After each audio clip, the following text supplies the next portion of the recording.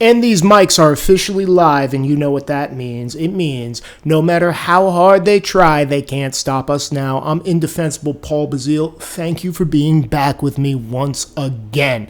So, today I want to talk to you about rights and giving them up and losing them forever and how willing we are to do these things. Here's a quote I heard it from Penn Jillette. I don't think he originated the quote, but it's, anytime somebody says there ought to be a law, there probably shouldn't be. Nowadays, it's more some rule on, let's say, a social media platform that we might need for whatever reason, whether it's business, whether it's just to keep in touch with your friends and socialize and whatnot. And I know this firsthand because precedents were set, and I ended up losing all my social media accounts. And to this day, I can't tell you why, and nobody's given me an explanation. This past week, I lost my Venmo account. No one ever, matter of fact, in the explanation, when I said, why did I lose it? Because I barely used my Venmo account. I said, is there fraud on my account? Is there a problem with a transaction that I made that was a suspicious thing that I should look into myself to keep myself and my finances safe? What happened? And I wrote them multiple times. And the letter I got back was, what you need to know is you're permanently suspended. And you also need to know that we don't need to tell you why you're permanently suspended. Now, I lost that. I've lost my Patreon. I've lost my Twitter. I've lost my Facebook. I believe there was a business PayPal account I lost, and I know I'm leaving some stuff out because it would just happen so often. Me and Milo joke all the time about how, you stood too close to me. You got my cooties on you, and now, they'll just take away all your accounts because you're something. They don't know what. They'll blanket in under something ambiguous like hate. You hate. Who do I hate? I don't hate. Who am I hating? You just hate. We know you hate. You can't say you don't hate. Well, can I tell you that I don't hate anyone? And if you give me an example of who you think I hate, I will contextualize and explain how I most likely don't hate who you think I hate. No, hate. You hate. We've proven that you hate, you're a hater. And we don't like people who hate, and you hate. And the funny thing is, there's people on the right, these hysterics on the right, who they use it as like a badge of honor now. They use it as like they took everything from me. I don't feel like that. Like, I was very, very active and had a really good network on my Facebook, and it was really good for business for me, and it was really good to keep in touch with people I hadn't talked to in a while and whatnot. And when they shut my Facebook down for absolutely no reason, it took me about an afternoon to wrap my head around it and get over it and go, oh, okay, well, I guess there's that. And the point of it is, what if, hear me out, what if we just went back to a block button? Could you ever picture that happening? What if we went back to just a button that you hit and it blocks the person that you don't want to speak to? And that's it. And maybe a mute button too. So like, I don't want to necessarily block you, but dude, let me tell you, I have people, when you do anything and it makes a little bit of a bang, I never made the huge bang splash that, we all hope for. But I've made enough of a bang that, hey, you're a writer and you make videos and you're a producer and you're a director and you're getting attention and you know people that we want to know. And that means that people will try to take that from you one way or the other. I'm talking people on the right and people on the left. And in my case, I was actually very disappointed that a lot more people on the right were going after me. Just weirdos, though, not like real right-wing figures, like just some guy with a Facebook account, most of the time some anonymous Facebook account or some fake name or some horseshit, who would just run after me and go after me and then go on, like literally spend, when I say they spent their day, I'm talking multiple days in a row. They spent all these days writing my name over and over again and saying, we got to stop him. He's a fucking this and he's a that and he's a this and that and we got to stop him. And it wasn't like because he's being too radical. These people are usually, he's not being radical enough. And it's because these people are touched in the head, as my grandmother used to say.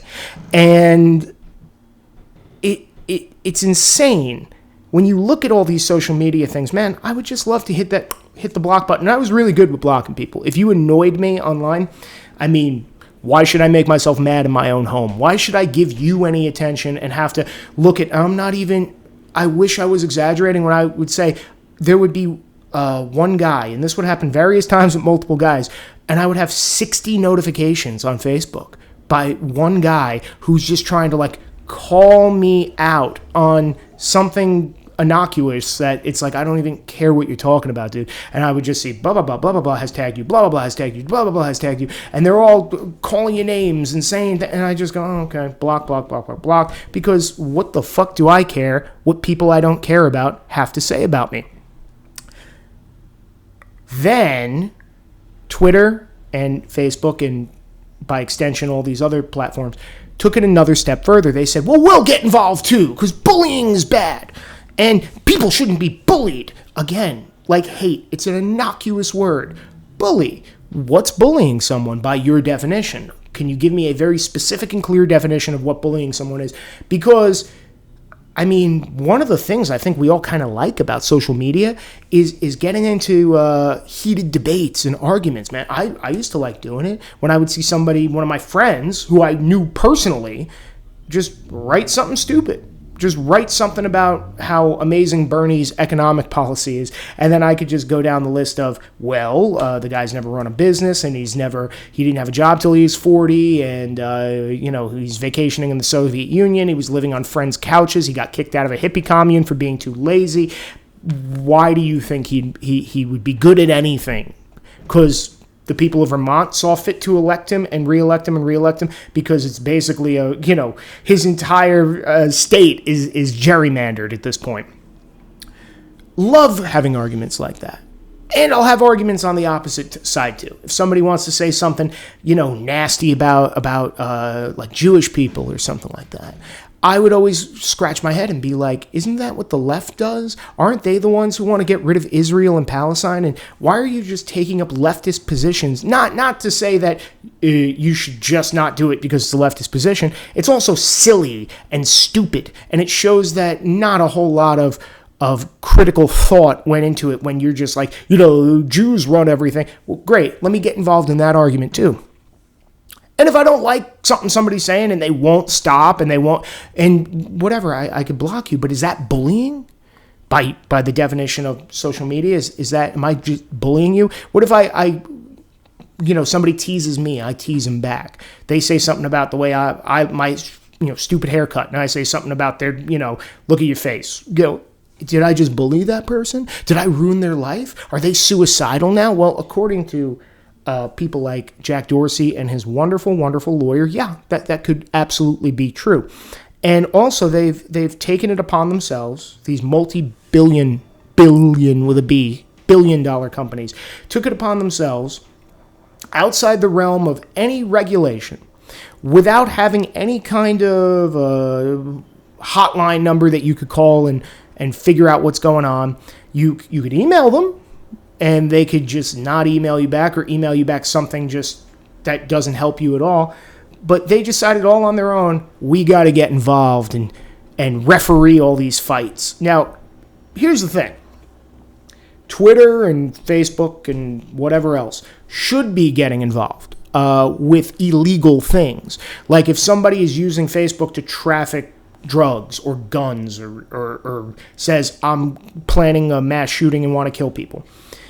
Facebook should get involved by having a relationship with law enforcement to be able to turn that into law enforcement and say, hey, should there be an investigation into this guy? And possibly if it's causing damage, and if law enforcement says, yeah, no, this guy's doing illegal stuff, you should be able to shut him down. If somebody is like seriously harassing someone, maybe they should get like a suspension, maybe, but you know what? Even that, I'm getting in the weeds myself, because all that is so unnecessary.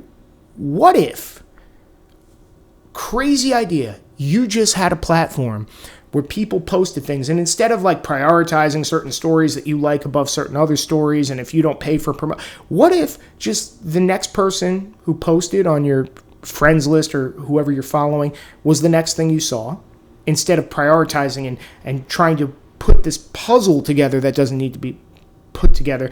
And you could just scroll down and read what the people you follow saw, and they could see your posts in real time as well. And what if somebody is posting stuff that you don't like and that bothers and annoys you? You're able to block them. And if somebody's contacting you too much, they don't have access to you anymore because you're able. You, me and you. This is what rights are about. It's about me and you deciding that, no, I can handle my life. I don't need mommy and daddy to come in, but that's what we've done with everything now. The right has fallen into it as well as the left, because, I mean, the problem that the right has is we see that the left sets the rules for in the tempo for pretty much everything. So then we get into it and go, okay, cool, let's play by the rules and try to get their people kicked off Twitter, let's say. Let's get Antifa kicked off Twitter.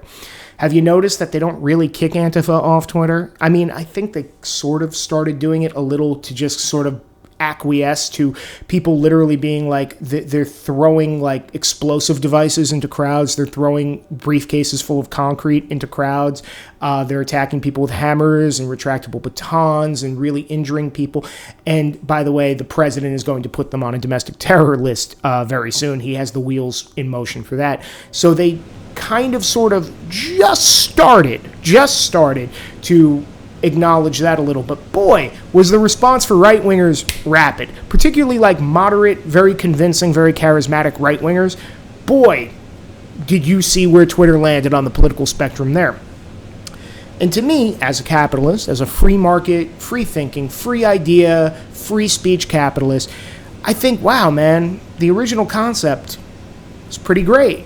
Wouldn't it be great if you could just, in a free marketplace of ideas, post whatever you feel, whether that's today I want to post a cat picture and tomorrow I want to post something about, who really wrote the Bible. And if it pisses somebody off, it pisses somebody off.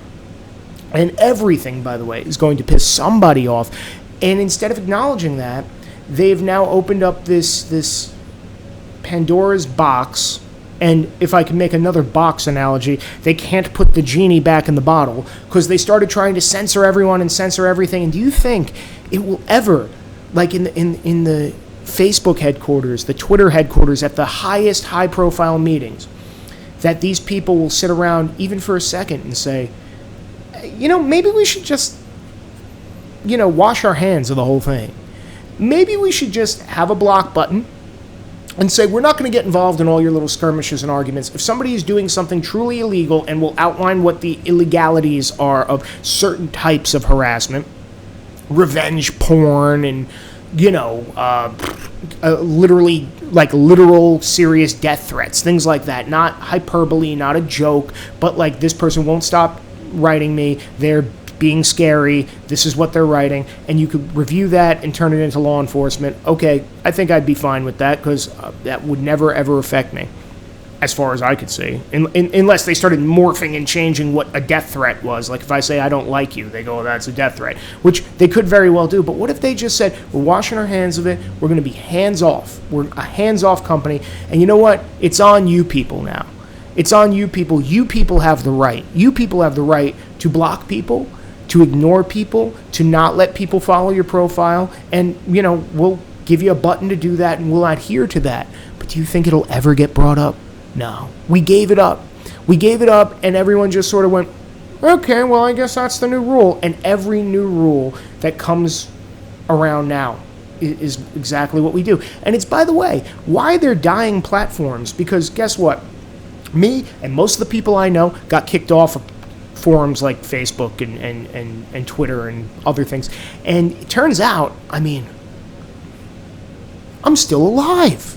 I could live without it. I'm still a human being. I still go to work every day. I still eat food I enjoy. I still have friends that I contact. And that's all I really need. I don't need to socialize my whole life based on the Twitter terms of services and based on the Facebook terms of services. But it's just such a sad thing because it was such a great social experiment that ultimately they gave up on. Ultimately, they said, well, what if we just control this a little and then control this? And it became that piece of thread that the more you unraveled it, the crazier everything got. And everything is just falling apart right now, and no one trusts them. No one trusts them. No one trusts Facebook. Nobody trusts Twitter. The left thinks they're not doing enough, and the right thinks, oh my God, you're doing far too much. Give me more freedom. Give me more rights. And the left is saying, what? How are you giving people rights to say things I don't like? You have to shut everyone down. And then there's other people on the right who try to do that and go, well, why don't you shut those people down? I don't want anyone shut down. I don't want anyone shut down. I think it's silly to constantly be playing this ball in a cup game of who do we shut down next, and how do we find the hate person, and how do we find the evil entity that's destroying the world within our forum. Oh, we gotta get them.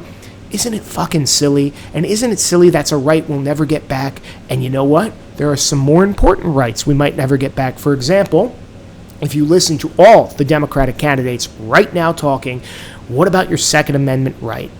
Man, everyone, and I'm going to blame social media kind of conditioned our brains to this. Everybody now just looks at your rights as so frivolous and so, do you really need that? We don't really need it. Just give it up. Just let someone else handle it, which ultimately that is the problem with social media forums. Just let someone else handle it. We don't need that. Why do you need that right? Oh, and while we're at it, why do you need a gun? And while we're at it, hey, when it comes to free speech, why do we need to say certain things? Can't we stop people?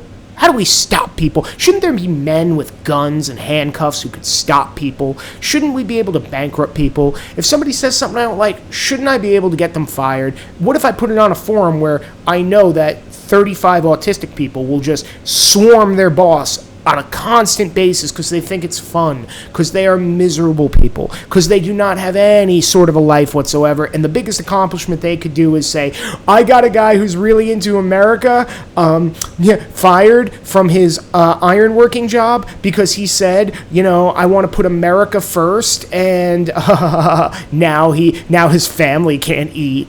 And it's like, man, you must be so powerless in your life to do that. That makes you feel good when it happens. You must be the most powerless, out of control, accomplish nothing, proud of nothing, do nothing type of person to think, ooh, if I get somebody's social media account taken down, now they have to rebuild their whole social media account. Their whole business model that they made, if they have their own business, they need to redo something else, or they have to get around Facebook and then I'll find them again and do it again. It's like, how horrendous is your life that you want to take somebody else's rights away instead of just minding your own business, instead of hitting the block button if you want, instead of just not caring. And once again, they're going to take away the First Amendment, they're going to take away the Second Amendment, and guess what? There's a whole lot more amendments if the culture keeps shifting to act like this, where they act like we all need a babysitter, and these wonderful, beautiful elected politicians must have just dropped out of heaven, and they're these perfect entities that would never do us wrong and could watch over all of us, and then I'll have a babysitter telling me, don't touch the stove, it's hot. And you know what else is getting taken away? Your right to a trial, your right to an illegal search and seizure, or your right to not be illegally searched and have your things seized. Your property rights are going to get taken away. You're not going to have the right to defend yourself in court because if somebody says something, we have to believe that accuser because, oh my God, what they said was horrible. You must be a terrible person. And when we lose all those rights, what next? Are we just going to keep conditioning ourselves? If that happens, if the culture keeps shifting that way, and that's always my big argument, it's not about we need to just get people to vote for us or be on my team. It's about shifting your generic mindset of what you think should be in the culture, because right now it is not where it should be. Right now people think they need a babysitter. Right now people think they need to be watched and they need to have a mommy and daddy that they could run to and tell on. And, I don't know, maybe it's because we started raising kids a little differently differently about a generation ago, where we coddled them and babied them and told 5-year-olds, you're the boss and we're going to eat where you want to eat, and if you don't want to have what we're having for dinner, we'll order you a pizza and we'll do anything you want, Timmy, because you're the most little cute guy who's ever lived and you're so special and you're better than us and you're better than other people. Maybe when those kids grew up, they put on black masks and started trying to burn down colleges if they didn't like the speaker. Maybe those are the people that can't handle life if they can't get their way. Maybe. I don't know. It's just a theory. But what I do know is once you give up a right, it's a lot fucking harder to get it back, especially without the Second Amendment. Ever get the feeling you've been cheated?